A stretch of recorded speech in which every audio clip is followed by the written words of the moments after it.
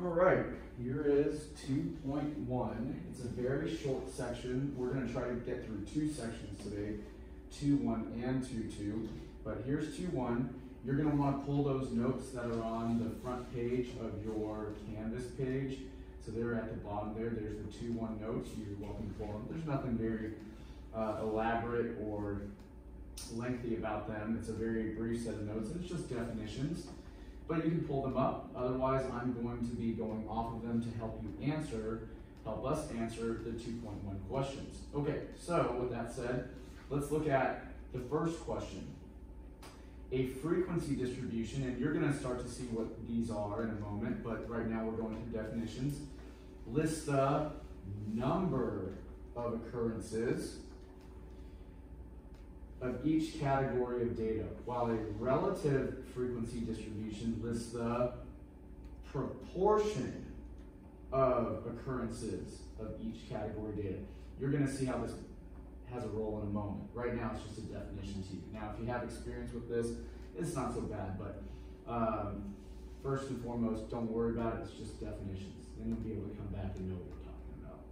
All right. In a relative frequency distribution, what should the relative frequencies add up to? These relative frequencies should add up to 1.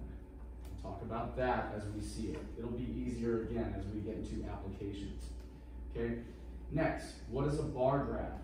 What is a Pareto chart? So again, in your notes, if you're looking at them, a bar graph in the note says it's a horizontal or a vertical representation of the frequency or relative frequency. So let's take a look at this. This is not a left to right. It's not segments necessarily. It's a horizontal or vertical representation of the frequency. Okay? What is a Pareto chart?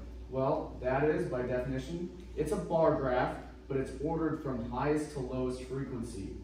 So it doesn't say this directly, but if you notice, it says in decreasing order of frequency, so high to low. That would be a definition of a Pareto chart. Okay? Now, take a look at this next one. The following graph represents the results of a survey in which a random sample of adults in a certain country was asked if a certain action was morally wrong in general. Complete parts A through C below. Well, let's take a look here. So, if you look at, here's my graph off to the right, what percent of respondents believe the action is morally acceptable? So let's go and focus in on the morally acceptable part.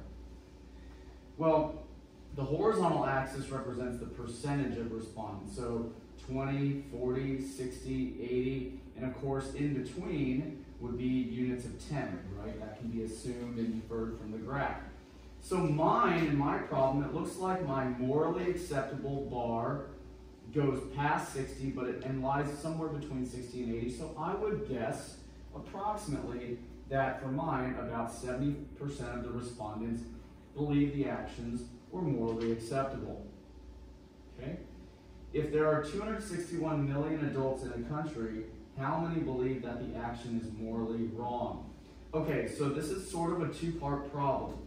The first part is you need to hone in on morally wrong and the percentage that is associated with it. So for mine, morally wrong is at around 20%. Okay, so around 20%. Now, that's only half of it. You don't want to answer about 20% million adults. That's wrong, right? What do we need to do with that as part 2 to actually answer the question? You need to take how many million there are and multiply that by your percentage or decimal, 0.2. Now, can somebody do mine because my phone is actually recording this and I don't have it. I guess I could use my computer's one, but it's not possible. Say that again? 52? Yeah, that's not exact. Okay, yeah, perfect. Great job. And that's great. It wasn't exact. You were supposed to round to the nearest million. Thank you. Everybody got that? Got yours? Okay, fantastic. Now, if a polling organization claimed that the results of the survey indicate that 8% of adults in the country believe that the action is acceptable in certain situations, would you say the statement is descriptive or inferential? Now, if you go to your notes in the little right-hand side of your notes, I remind you what inferential descriptive is.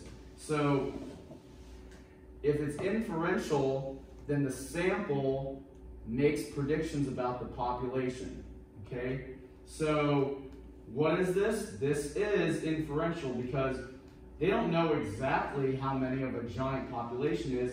They're just inferring and predicting, inferring/predicting what would happen. Okay, so this smaller sample hopefully makes a prediction, makes inferences about the overall population. Okay? Any questions about that at all? Okay. All right. Great. Let's move on to number 5. Okay. So on number 5, it says, in a poll, a random sample of 2,163 adults, age 18 and over, was asked, when you see an ad emphasizing that a product is made in your country, are you more likely to buy it, less likely to buy it, or neither more nor less likely to buy it? Okay. So in other words, as a quick sample here, or a quick description, let's say we looked at the 18 to 34-year-old age category. 67% of that age category would be more likely to buy a product that is made in their country. Okay? 18 to 34 would be less, in the 18 to 34 category, 0.28 or 28% would be less likely to buy the product if it was made in their own country. And then, again, this is for mine, in the 18 to 34-year-old category, 5% doesn't really matter to them. Okay?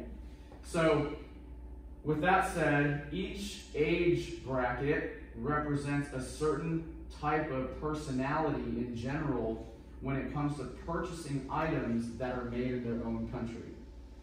Okay? I hope that makes sense to you. And yours might be having a different percentage breakdown. All right, let's answer mine. What proportion of 18 to 34-year-old respondents are more likely to buy when made in their country? Let's answer that part first. What proportion? Well, when they say proportion, they're not going to convert it to a percentage like I did.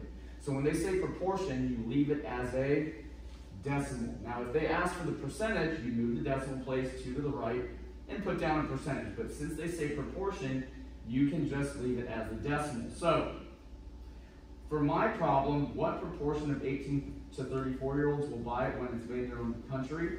Well, for mine, more likely to buy when they're made in their own country, 18 and 34. For mine, that's 0.67. Then they ask the same question for 35 to 44-year-olds. So mine, more likely to buy in their own country, more likely, is 0.56. So that should do it. Okay? Make sense? All right, fantastic. Let's go to the next part of this problem. What age group has the greatest proportion who are more likely to buy when made in their country? So for mine, when they ask me that question, I'm simply looking for the more likely and the highest proportion. And so for mine, the highest proportion comes at 0.67. All the others are lower than that, but that's not the answer. 0.67, which one is associated with? Well, for mine, it's 18 to 34. Yours might be something completely different. But I got that? Questions about that at all? Okay. Next part. Which age group has a majority of respondents who are less likely to buy when made in their own country? So what you're looking now at is the less likely category for each age group, and which age group has a majority of respondents who are less likely. In other words, which age group is this bar highest in? So if you look at my original 18 to 34, that's not a majority. That's not a majority. That's getting there, but not quite. 55 plus is the majority for less likely in my case. Yours might not be that, it might be something else. Everybody got that? Okay.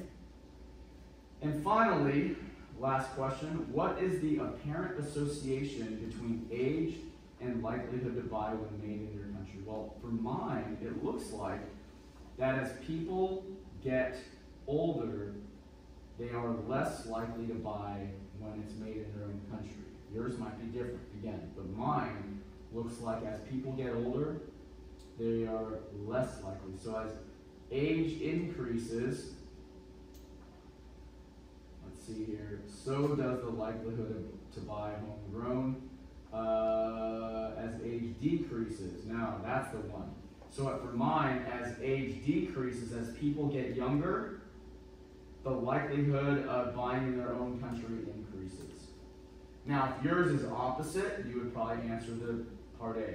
Or if it's the same, then across the board, then you would answer C. Any questions about that at all? Got it? Good? Okay, great.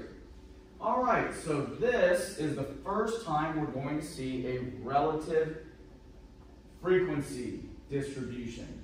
So I hope that you guys have downloaded Excel from the college. If you haven't, you'll want to do that, and you can probably do that today if you haven't already, or maybe do it while we're in class here. It's on the Technology Services page, and that's on the home page of wc.edu in your student MyWC. You should be able to access it. So I am going to pull up, take a look here, watch carefully. We're going to be using Excel a lot in this class, a lot. You can use a calculator too, but I like using Excel because it's easier for me to display what's going on. So you're going to click here, and you can open in Excel. So if you don't have that yet, download it. Remember, it's free of charge for you as a student, so no cost. Open it in Excel. So I'm going to open the data set in Excel here, and see if I can.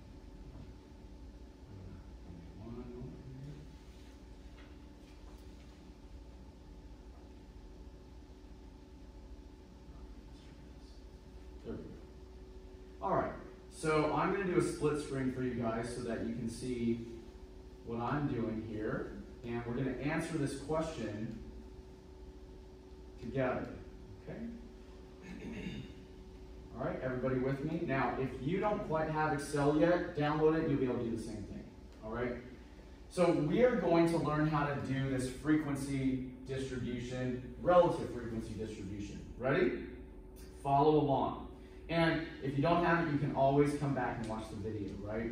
Okay, a national survey asked people, how often do you eat out for dinner instead of at home?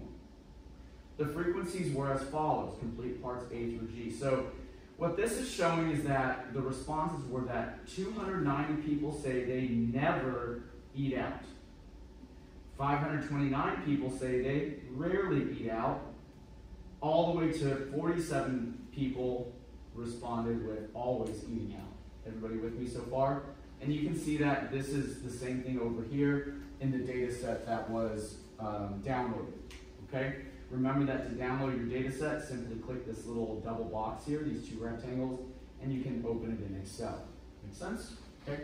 Now, part A says construct a relative frequency distribution of the data. Well, the way that you do this is first and foremost, you want to total all of the items in your frequency column. So you want to add together all of the items in your frequency column. The command for that is you hit the equal sign and type in the word sum. Then if you hit the tab, it'll create a set of parentheses for you. Okay? And then select the first box that you would like to start with in your addition. Hold down the Shift key and select the last box, and it will highlight all of them. Okay, I'm going to show you that one more time. We're going to start using this a lot. You'll become very good at Excel as we get through this. Let's start that again. Ready?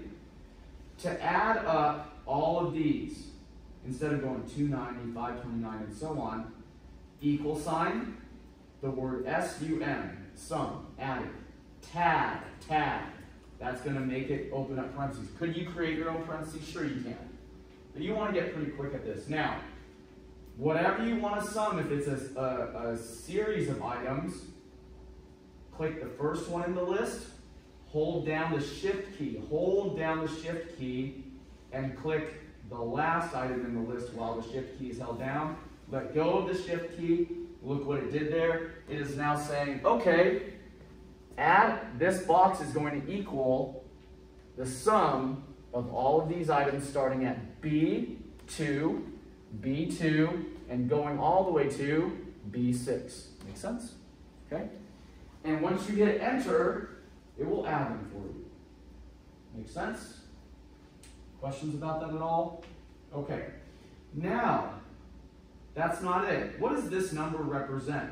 That number, 2,164, represents the total number of people that were surveyed. That is very important because if you are trying to create relative frequencies or proportions, you need to know 290 out of how many?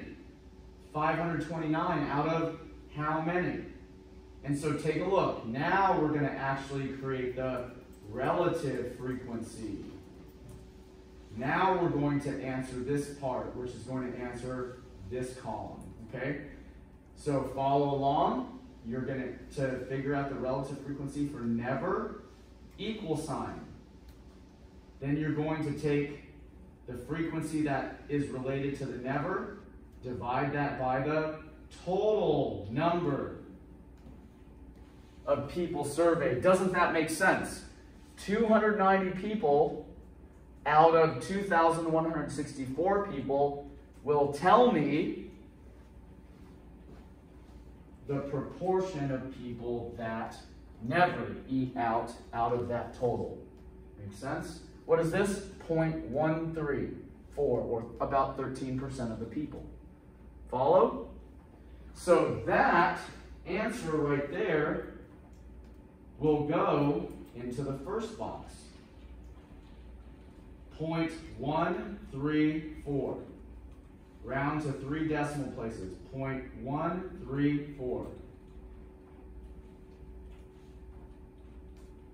Make sense? Okay? What else do we need to do? All the others, right? So here's equal, and do all the others. Now there is a shortcut for it. I'm not going to do it yet. I will teach you that later, but I just want you to practice with it. There's a shortcut to make this easier. If you know it, feel free to use it, but for now, that's it. So there are all of my numbers, okay? Remember, you're going to round to 3 decimal places. Pay attention, be very careful about your rounding. And of course, if you make a mistake, it's going to show up, okay? All right, so there is my relative frequency distribution. Now, there was a question at the very beginning that asked, what should the sum of the relative frequencies equal? And the answer was 1. To check your work, you can always add that column up, and if your work is correct, they should equal 1. So I use the same skills, the same function, sum, to add all these up and check my work. So if you're, say, on a test and you want to make sure that you got it right before you go and submit it, you could check them, and you're probably going to be right, and you never have to worry about these. Make sense? Okay. Is that necessary? No, but it certainly is a good way to check your work. Everybody got that? Any questions? All right, let's move on to part B. What percentage of respondents answered always? Well, go up to your chart that you just put in. For mine, always is 0.022. Now, should I answer 0.022? No, because it said percentage, right?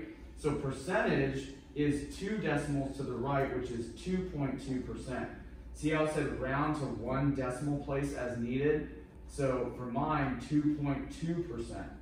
All right, let's do the next part. What percentage of respondents answered never or rarely? Now, never is 0.134. Rarely is 0.244. They want what? Both of them, right? So you would want to add those two together. You guys follow me?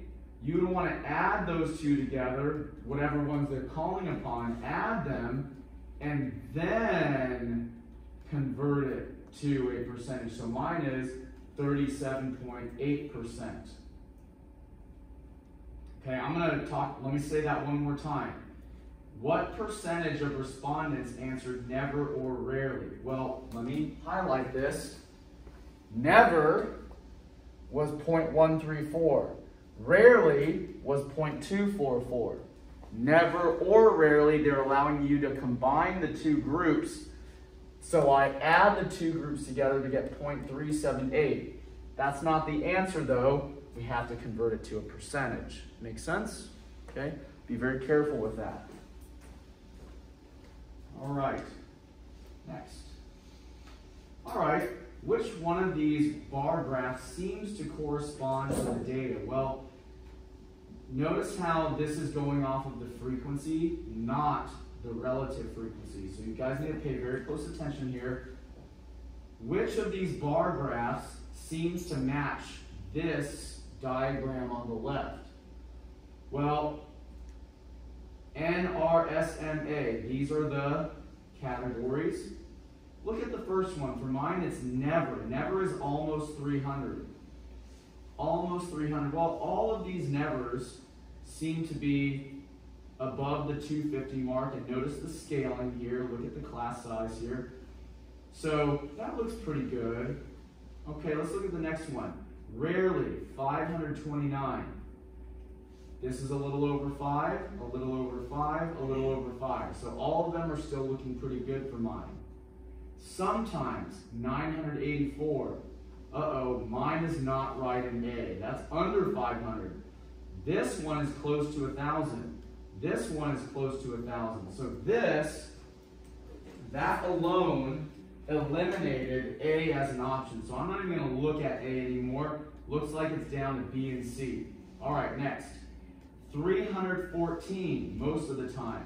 Well, this is too low. It's under 250. This is above. Looks like C is right. And to just double check, always 47. No, too much. Here, just right. So notice how my graph corresponds to the frequency distribution. All of these peaks all hit and match in general to the frequency distribution. Okay? Any questions about that at all? All right, great. Let's move on to the relative frequency distribution bar graph. Okay, now, once you see the bar graph that you chose for the frequency distribution, the relative frequency distribution should look essentially identical to it. Why should the relative frequency bar graph look identical to it? Because it's just the same thing with different numbers over here, right?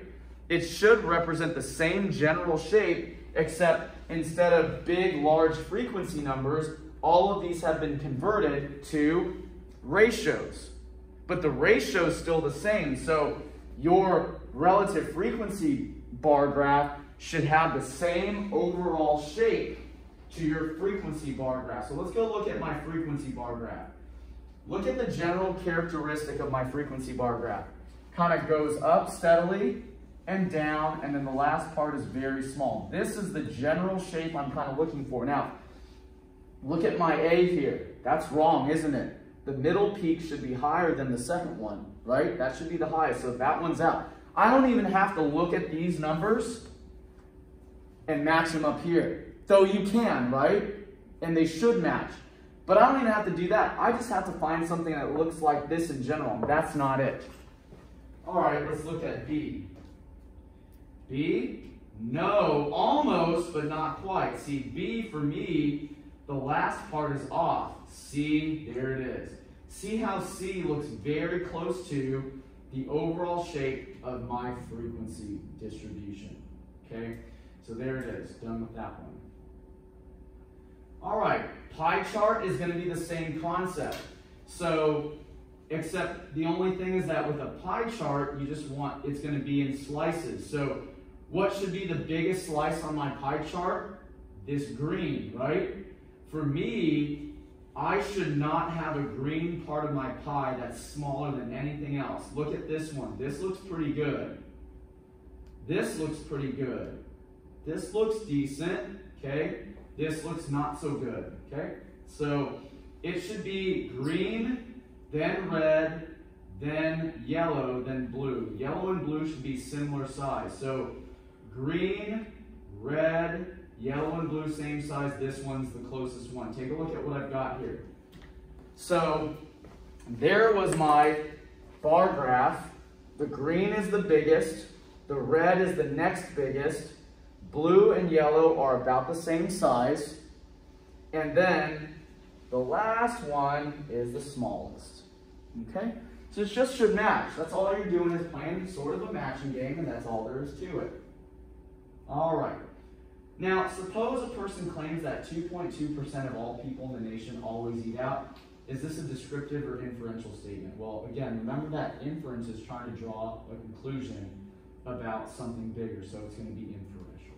Okay? And that's it. That's all for 2.1.